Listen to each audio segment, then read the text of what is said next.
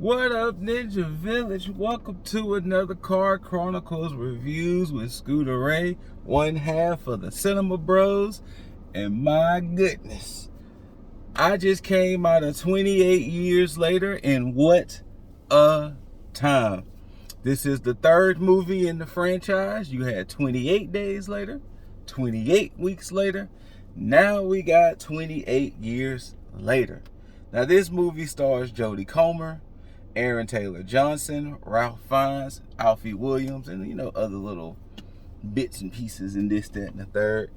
And like I said before, this is the third in the franchise, and I love the direction and I love the gap.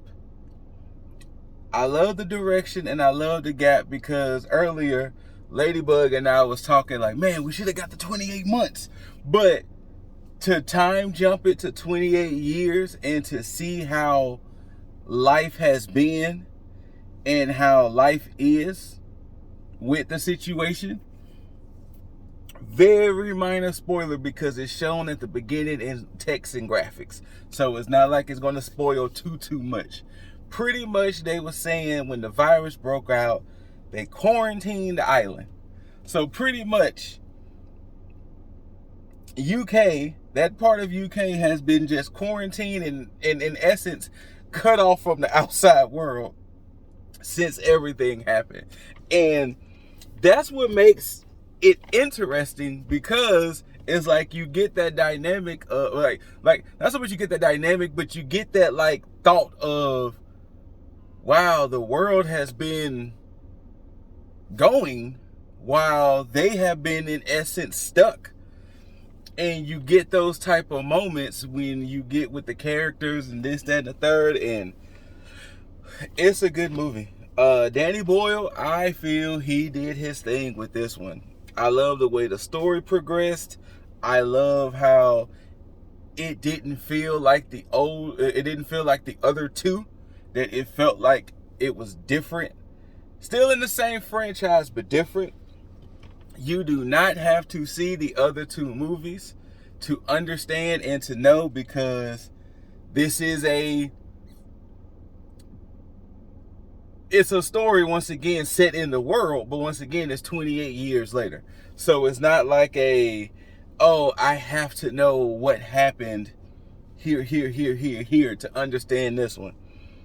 The storytelling was nice, the way it was shot, the way Danny Boyle did some of the things with the camera tricks and the camera cuts and the splicing of shots and things. My goodness, this movie was a time.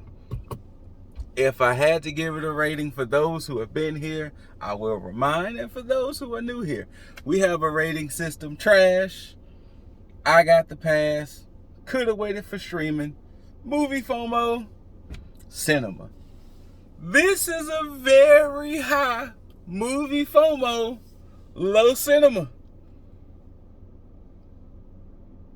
Yeah, very high movie FOMO, where maybe if I see it again, it could teeter up into that cinema aspect. I was enjoying it. There was tropes they did in here I did not like, but when you really see why it's happening, you're like, all right, cool. And I will say this: there was a moment in this movie when I tell you it hit right in the feels.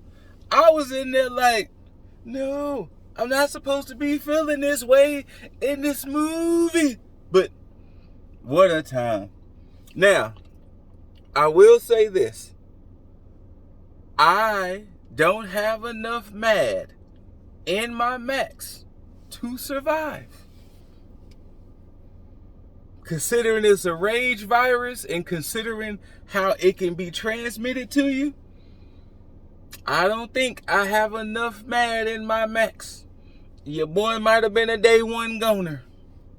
Especially if you've seen the other two and the way it broke out, and they kind of remind you a little bit in this one. There's not enough mad there's not enough mad in this max to survive. I probably would have been a day one goner. Just throwing that out there. Day one. And I absolutely love the way that you see the progression of them 28 years later. Like, you see how they evolve and how they look 28 years later, you know? And I love the acting. I love the way the story went.